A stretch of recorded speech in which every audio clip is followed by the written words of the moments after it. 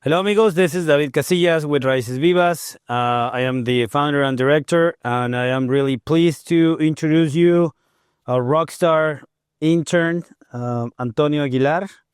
So, who are you? Where you came from? Tell us about it. Hey guys, I'm Antonio Aguilar.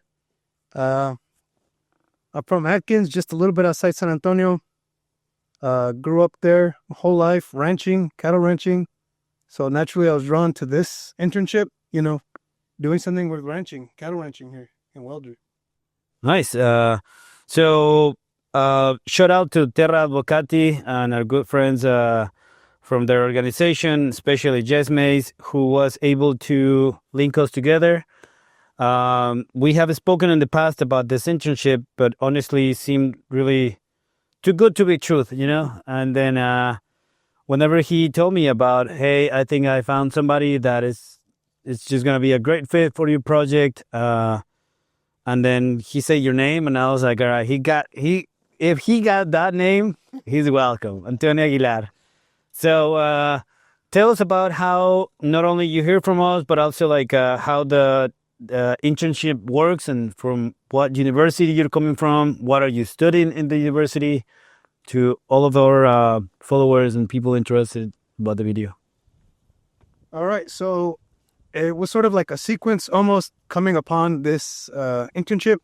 So it all started with discovering the study abroad program offered by the well, firstly I go to UTSA, and they offered a study abroad program. This program called Coalition for Regenerative Ecologies and Agriculture. They have this study abroad where you go to Veracruz and you learn all these regenerative agricultural practices. I had first heard about that, and I was just really interested to take it. For one, my ranching background, the agricultural background, and just getting an excuse to spend a month in Mexico and see a part of it that I had never been to before. Instantly, I was like, man, I've got to do this. I've got to find any way to do this. And so luckily I applied and I got it, and it was fantastic there. And through that, I became more involved or more interested in regenerative agriculture, because I'm an environmental science major. I was unsure where I wanted to go down with environmental science. I was like, do I want to do field work, research, conservation, all those things? And I think those things are amazing and very necessary and interesting, but I don't consider myself as scientific per se. So It didn't call you. It wasn't your call. Yeah. oh yeah, it was very unfamiliar, and just like the technicalness of it, of like the science, was not the most like you said, calling to me. So that study abroad, that study abroad genuinely, I think, changed my life, where it figured out, like, oh, agriculture, like something that's been in front of me the whole time because I was raised with it, but I was so like it was right under my nose. I was like, I could do this. I need to go into this, because regenerative agriculture kind of combines, agriculture and ecology and the environment, and to do it in a way that takes care of the environment. Yeah. So I did that whole study abroad. Like I said, I think it changed my life. And somewhere in halfway through the Veracruz study abroad, your name was dropped by Jess, and he was like, "Man, you got to check this guy out.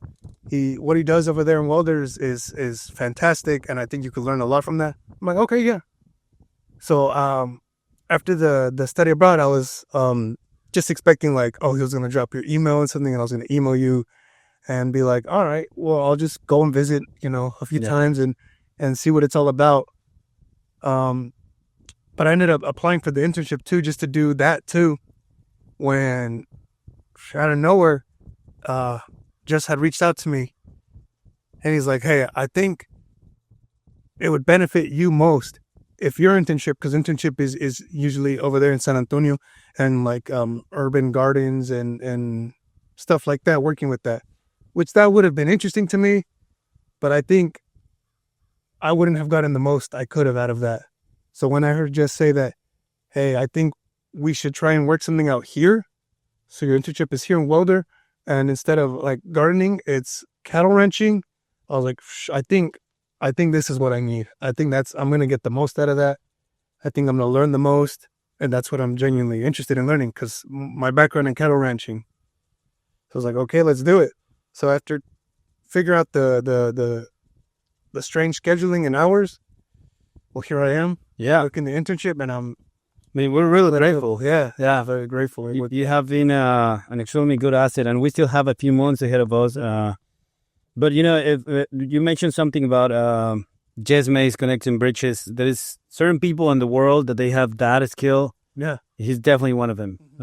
He saw your potential, he saw your interest, and wanted to connect you with the right person. I think that's very important, and we need more people acknowledge that and to listen to those that wants to guide people. Yeah.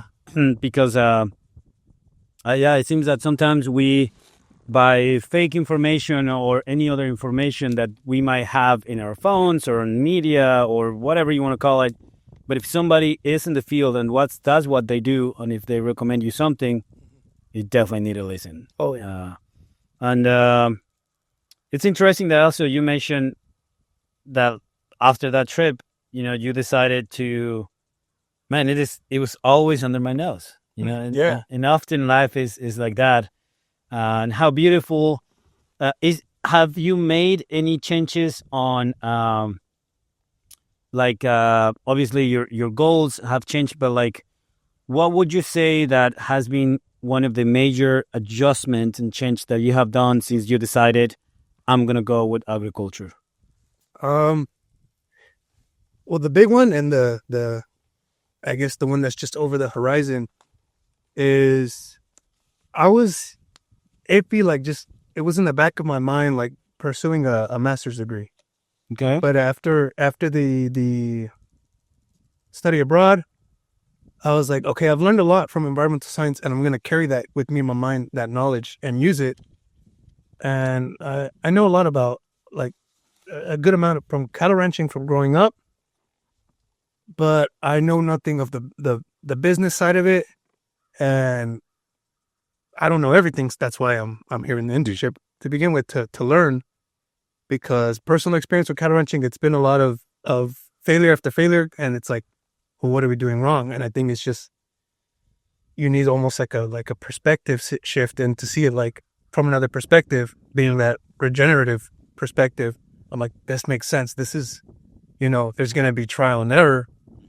But before it was like shots in the dark, just running into a wall, doing the same thing over and over and over, and expecting this time it's going to work, even though it's the same thing that's failed. Yeah.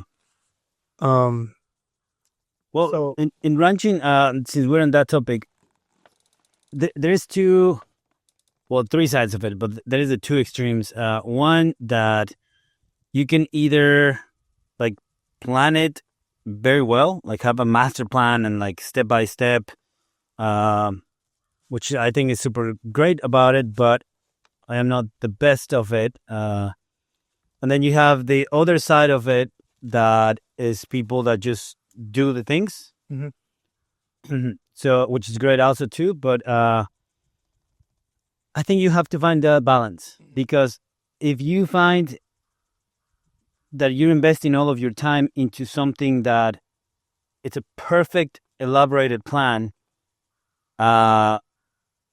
still a plan, you haven't executed. An execution is 1,000 things can go wrong or right. It doesn't matter. So I think it's good to have that side kind of figure out, and specifically in regenerative agriculture, like where is it that you want to go? I use this analogy of like, what are your principles or your ideals or your icons that you want to follow?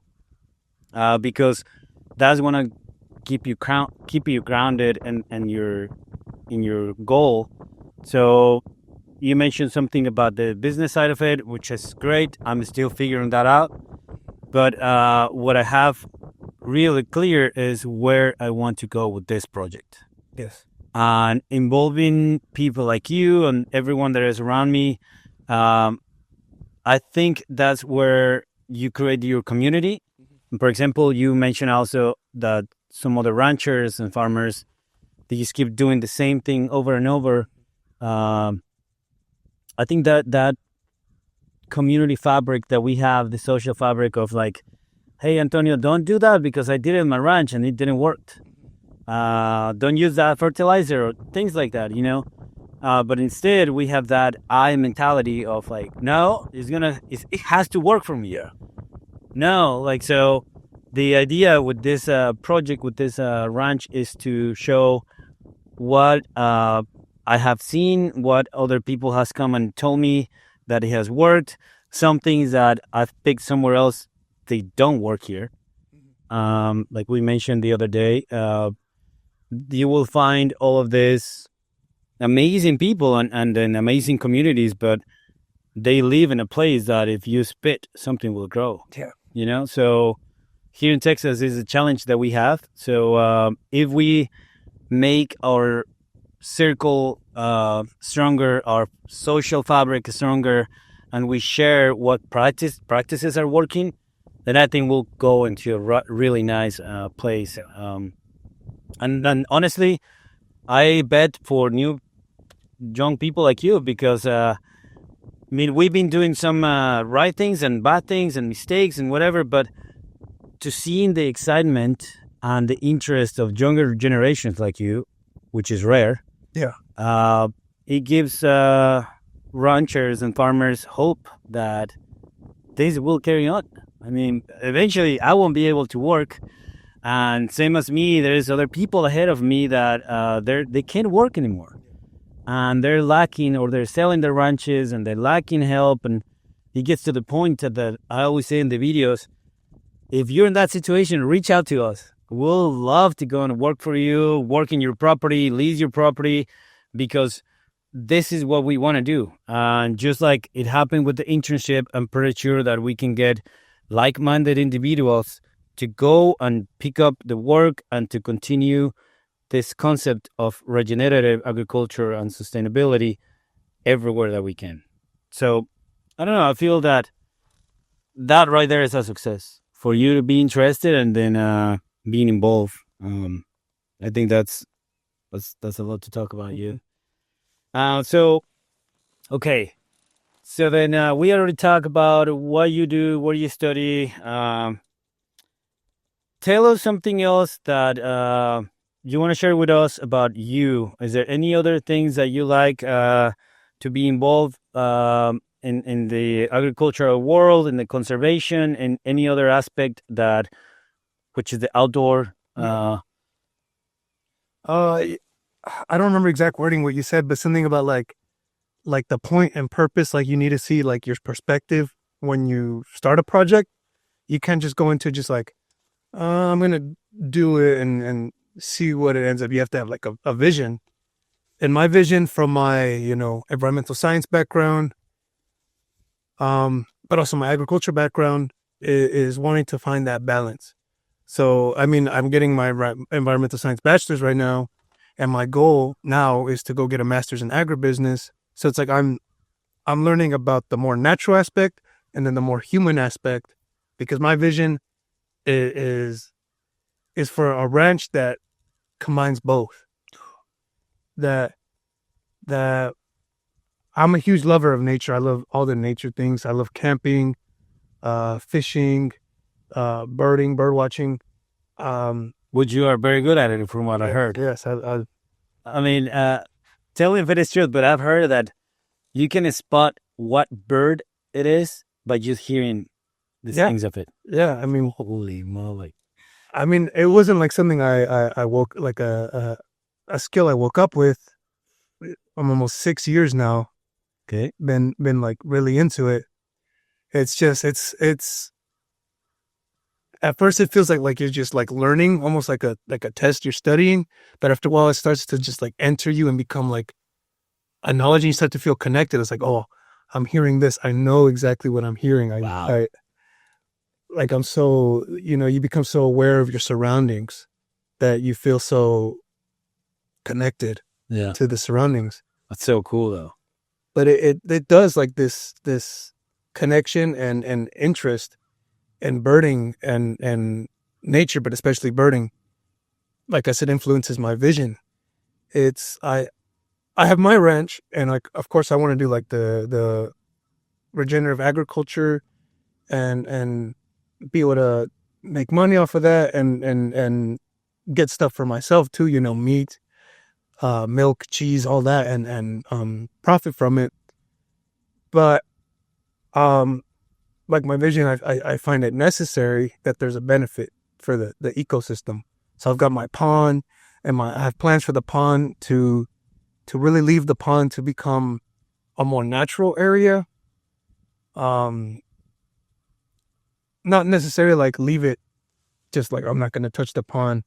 I'm going to leave it to nature, because we have done that, and sometimes nature is very like chaotic in the way it moves, and eventually something that's ugly right now and chaotic, nature through decades or hundreds of years is like through its process, succession is going to make things nice and like beautiful. Unfortunately, I don't live that long. Yeah. So I can't wait for nature. Like, oh, give me 100 years and this pond will be the most beautiful pond you've ever seen. True. I'm like, I don't have that many years. So, as people to work with nature, it's like we use the natural processes, but we can also like accelerate them or manage them. I mean, you've got land management, wildlife management. So that recent project had been, I had this big, probably acre-sized pond, and it was just covered like if nothing was done, you wouldn't be able to see the pond because it would just be surrounded by these like trees that maybe get at most like about how high up we are. Huh. They're not like trees, but they're woody. They go trees, and it was terrible. We just had let it go for years, not done anything, and it was like surrounded like a ring around the pond. There were parts where you couldn't even see the pond no more. Holy. So like a oasis is kind of a deal, but just like not as subtract. like an ugly oasis. Yeah.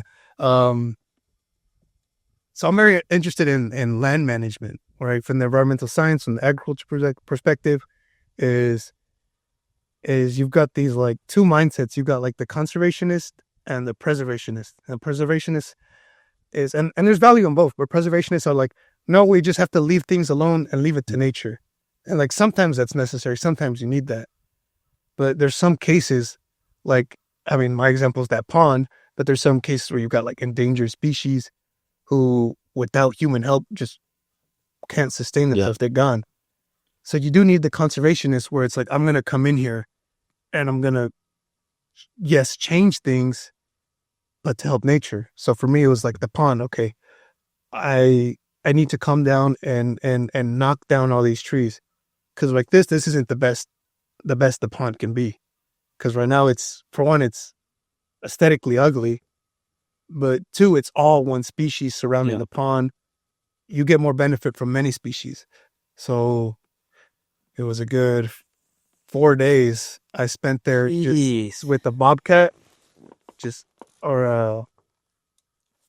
it out. Steer, taking it all out. It was a lot, but it all got cleared out.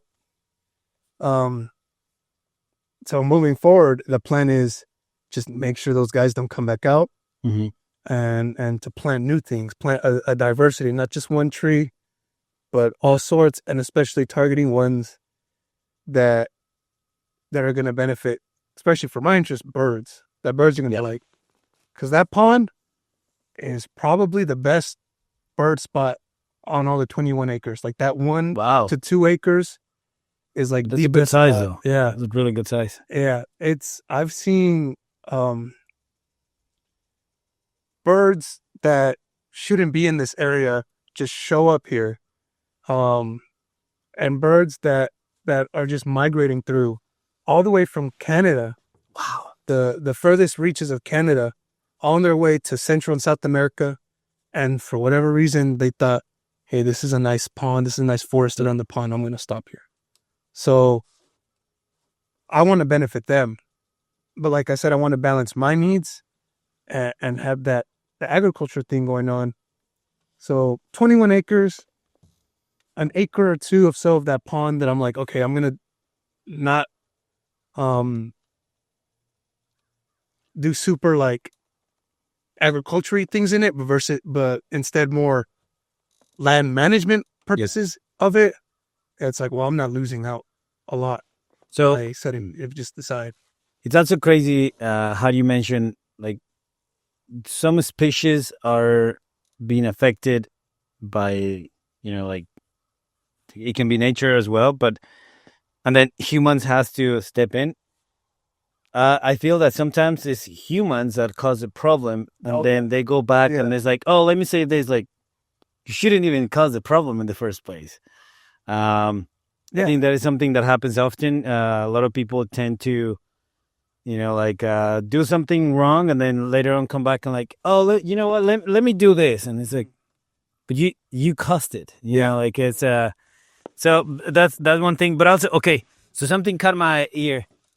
You mentioned that there's some birds that you haven't seen here, and like they shouldn't be here. Give us 2 of your top, like crazy birds, amazing birds that you have seen here in your home. Okay, I'm gonna start with or in Texas. Yeah. I'm gonna start with the I'm gonna do the ranch. It's a pretty unassuming species. It's nothing crazy. It's called the sage thresher. If you know what a mockingbird looks like, just imagine a mockingbird, bright yellow eyes, and it's got stripes on its belly. Very similar to mockingbird. Yeah. It's like if you're not crazy about birds, it's not gonna catch you. You're not gonna notice anything. But if you know anything about birds, this area of Texas, they're not here. They're not even really in Texas. You got to go way out into like Nevada, Colorado, like the sage, the sagebrush, where it's just sage country. Like I've been out there, and for miles, it's just like these rolling plains backed up with mountains, and these plains are just covered in sage. Yeah. That's where that's their habitat. That's their element. I mean, they're called the sage thresher. That's where they're found. But this guy, for whatever reason, found himself in Bexar County, way far out from sage country. There's none of that sage here. But I guess he saw this little property, 2 ponds. He's like, okay, I have something to drink. And there's brush. It's like, okay, I'm pretty familiar with brush. It's not sage, but there's brush. He's like, okay, I'm going to stay here for a little bit. And he was there for maybe 3 weeks. Wow. Yeah. He liked it. He's been gone since, but I guess fingers crossed, hopefully he found his way back home where he belongs. But I mean, sometimes that happens with birds. They're like, mostly young birds. It's like, I don't know where I'm going. Like, I got to migrate, but I don't know where I'm going because I'm young. I don't know anything. That happens in humans too. Yeah. Like, you're like, I know I got to go somewhere, but I don't know where I'm supposed to be. I'm going to just go. Where the heck am I? Yeah. So that one was cool because he's like way not supposed to be here. But he found himself here. Yeah. So that one to me is like, again, like if you know birds, you're like, this is pretty weird. Mm-hmm. But the bird's not that crazy. Like looking. Another one. This one's more like a normal occurrence. Like that sage thresher, like that's rare. Yeah. Like only like a few come through here like every few years. To all of our bird watching persons, you probably are giving them like excitement to get out there, like look for that. Yeah, like that's probably like every few years. Okay. I mean, this wasn't over there on the property, and I was very unlucky. I didn't get to see this guy. But over in Nixon, you had a double-striped thickney, which I have no idea what that is. It's just like this like kind of chicken bird about that tall, crazy eyes, long legs. Not supposed to be here. Like the most north, like sage thrasher you'll find in Nevada, Colorado, not too far from here. The most north you'll find this guy is Veracruz. What? Yeah. No way. He's not even supposed to be in the U.S. Wow. But for whatever reason, no pun intended, but yeah, he's welcome. Yeah. For whatever reason, he was in a ranch over there in Nixon. Yeah. Right. That's not even too far from here. Yeah, like no. 30, 40 minutes. Top. Yeah. And he was so wild. Yeah. And he was just here for whatever reason. And I was like, oh my God. Right. Because there's like codes to this. Yeah. And this guy was like code 5, like the highest code, rarest. This guy has like never been in Texas before. What? First Texas record ever. I was like, I need to see this guy. But I didn't see the report till night. And I'm like, okay, tomorrow I'm waking up, crack of dawn, go see this guy. He wasn't there. Gee. It was a one-day wonder. He was in Nixon, Texas for one day, gone. And then where do you think he might have gone? He probably went back home. He probably went back to Veracruz. You didn't like it, and he was like, I'm going back. Yeah. It's too dry here. Yeah. Yeah. I don't know. That's wild. Okay. Yeah. I'll check him out. Yeah. So, unlucky. man, so what are your then in this internship, what are some of the goals that you want to get from spending time with us, and also like what is the next thing for Antonio Aguilar, not only academic but also like personal that you have in the pipeline? Personal, we'll just keep working at it on the ranch, the projects. Like I said, there's the pond project, but that's more like my environmental science, land management, conservationist side. Yeah. For ranch working, the truth is I'd never worked with electric fence that way before. Yeah. Only just like perimeter electric fencing. Mm-hmm. Like how you got it along the fence, and that's just like so nothing jumps out. Yeah. Never like moving fences, making these little paddocks, moving them around. I've never done that before. What do you thought of it?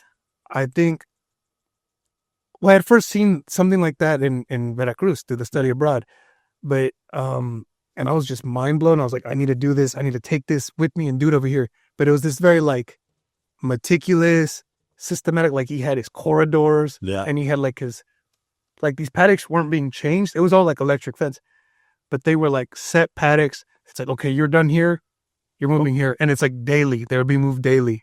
I'm like, I need to do this here. But the reality is Texas, like we just don't have enough grass, enough growth to just have this like very meticulous, not to say like not planned out, obviously planned out, but like it was almost like they're being moved like from like apartment to apartment to apartment daily. And it's like, that's just not possible here in Texas. We don't have enough grass.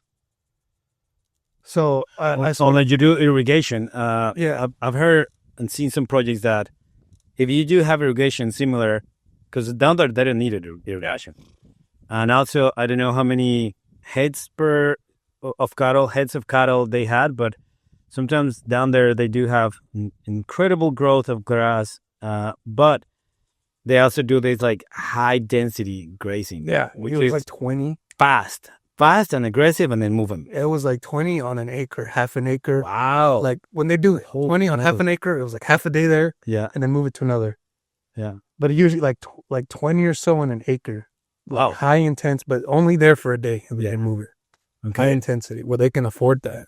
Exactly. Yeah. I mean, they have the growth. All right. So one thing is the fencing that we worked on. Were you expecting some sort of results by using the fence, or do you have any ideas prior working with the fence? And now that you have seen what has happened by keeping them contained there, what are your thoughts? The big thing, and that really, I think, benefits from the fencing is how you use the hay bales in one spot and the manure is all concentrated. Yeah. And like without fencing, you can't really do that. No. Because as is right now, and it's the plan is to change this, the cattle have free roam of the whole 21 acres except like the yard. Yeah. But they have free roam of it. And I see like they come eat the hay, and then they go for whatever reason to the other corner of the property, and they're walking around all day, which is like healthy, is good. But they eat the grass and they go and they poop it out on the other side. And what I noticed the other day is that there's a path coming in from the road that leads in from the road to the yard, to the house. Yeah. There's poop on the road, on the gravel road. I'm like, this shouldn't be here. Yeah. Like on the gravel, it does nothing. This needs to be on the dirt. Yep. Where it's fertilizing the dirt. And I'm like, this is why I need to start putting in electrical fencing. and smaller areas. We can't do the 1 acre like they can in Veracruz. But in well, I mean, how much do you have them on? Like 6? Let's stop. Yeah, 5, 6. Yeah, 5, 6, yeah, something like that. Decent, where it's like, okay, all the manure is on dirt where it needs to be, and it's concentrated on an area. Do you have electric fence perimeter already, or? No. Then one recommendations, because what I ended up doing this is because I knew that my rotational grazing was going to be all around the property. But in your case, to start off with, which I used at the beginning, use like a solar powered as a something like portable that you can relocate. I think it gives you up to 6 to 10 miles, something like that. So you can set up 2 corrals and then just keep them like, okay, you rotate from one to another. That gives you space and you just run the other one. Okay. So you have all of this basic options instead of like going all the way to this, which I will recommend you to do this. That's a game changer. You can tap into any place in the property. But to start off with and give that test, I think buy one of those portable ones with the solar power and the battery. But I will recommend you to train your animals because if they don't know about electric fence, they will tear it apart big time because it's something new for them. So what we did here, we bought all of our cattle that we have here, the mamas and all the bulls, at 1 year. And what we did in that 1 year, which you can do that too, just do you have any corrals or pens? Yes. Okay. So instead of the corral, set up like an S or like a labyrinth kind of a deal. Put the water on one side and the feed in the other. Okay. So what they'll figure out is to stay inside of that labyrinth, because if they just smell, they'll get shocked, like a warning shock. They'll be like, what the heck? So then you start connecting that I'll get shocked with that, but you do that labyrinth kind of a spiral because you want them to recognize that you got to be inside of the fence. You don't mess with the wire. So, and the reason that I told you do it in the corrals or pens, because they'll get shocked and they will run. Or even the other day happened here, one of the the calves, I had it off for a reason, and then when I turned it on, got shocked to start running, but the wire caught up on his leg. So he ended up taking down so many posts and breaking so many. So that's something that they didn't know that needed backup. The instance is to go to a run. So be patient. Okay. Yeah. So any other goal that you have after the internship? Or what is the next thing that you have besides of implementing some of these practices in your ranch? Well, there's the master's degree I'm interested in, the agribusiness master degree. So like I said, I want to have the environmental science and the agribusiness. I think I'll benefit a lot from both. The more human agricultural business side of it, and then the environmental.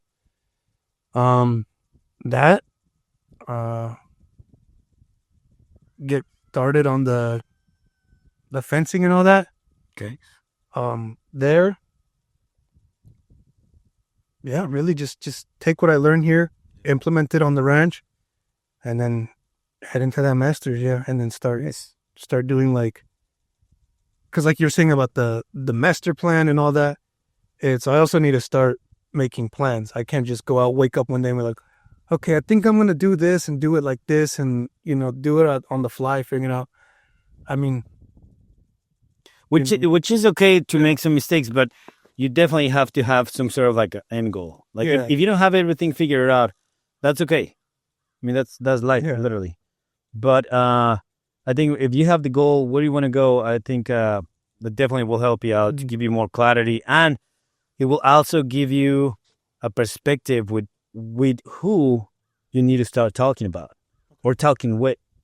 Because what I have done in the past is talk to hundreds of people. Then maybe 5 was worth it. So you start like wondering to all of this, like, like kind of events and conversations, and you find yourself in this like meetings, but there's nothing to enrich your goals and your project, because at the end of the day, that's time that you're given towards making the foundations of your life, and sometimes it doesn't help you at all. So I think by you getting together with many people, in this case, this organization, Raices Vivas, with me, with our team, and like-minded people, I think you're just doing the best. And I will definitely encourage you to keep seeing what others, ranchers and farmers are doing it, so you can compare what practices are being done. Stay curious. Yeah, I think that's the key. Stay curious. Stay also positive and truthful. Like you said, nature is just beautiful thing that you have to be there patiently. So that's regenerative agriculture, and we're in this business, like the permaculture principles is to mimic nature and work with it. So I think it can be a long term, but it doesn't need to be a fight. I think it can be done a really good execution between all of this, kind of a weights to maintain the balance and have an amazing project. Mm-hmm. Well, so before we wrap up, is there anything that you want to tell our followers or friends about, Raices Vivas experience, or even anything that you want to tell them about what we do, something that they can either, I don't know, be more interested. They can also reach out to Antonio anytime. He'll be happy to share with you how's everything going here. You can reach out to us, but what would be the thing that you want to share with them? Well, I like what you said, David, about stay curious. I mean, you've got this whole social media thing going on, and to me, it's like you're just trying to like show people, what y'all do here, and I seen the videos. I like that you're very honest, that it's like, oh, we're having this problem, we ran into this. It's like this circle of curiosity where it's like people are watching this and are like, oh wow, I didn't know that. Oh wow, this is a good practice. And then they're seeing like like the termite problem or any problem really, where it's like, oh, but this isn't like Raices Vivas, your videos here aren't like a college lecture where you just like information. This is all correct. This is all gospel, It's this circle of ideas. So I personally, and I hope when people see the videos where you're like, when you run into a problem or just something, they're like, how could you do this? And so they see this and they start thinking their own ideas. Absolutely. And then so it's just like a mental conversation is how I'd put it.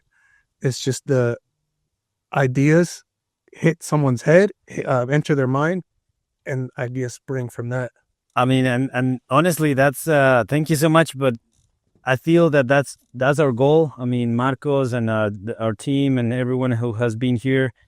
At the end of the day, we want to make videos and content and all of this, not to gain all of this crazy attention. And of course, you can donate if you want to keep watching us.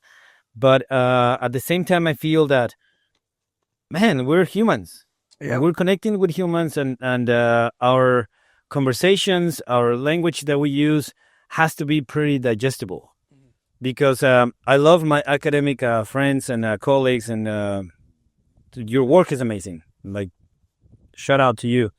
But sometimes I even don't understand what the heck you're saying, So remember that we are different kind of scientists. We talk to the soil and we talk to the animals, and we listen very well sometimes. And you and we have to make this synergy instead of like, oh, the ranchers don't know anything. Like, no, we're pretty honest about things. So I think we have to work together. But yeah, at the end of the day, that I take it, and I'm pretty sure Marcos takes it as a success. We do this for everyone to understand.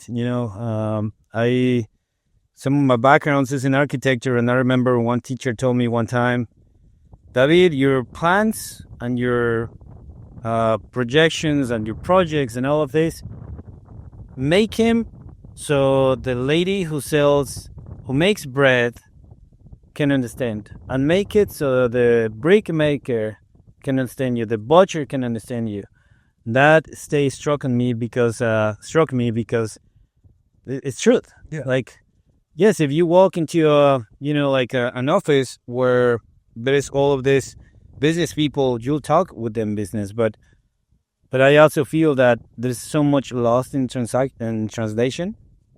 So I don't know. I feel making it more digestible and honest has a better impact. For sure. Yeah, and I mean, and the way that you also expressing this is, I can already tell that it's going to be a success. And hopefully, people are interested. They reach out to you because, we need people like you to start sharing all of this and showcasing. And at the end of the day, we wouldn't be here. We will not be here forever. So we need somebody else to pass the torch on.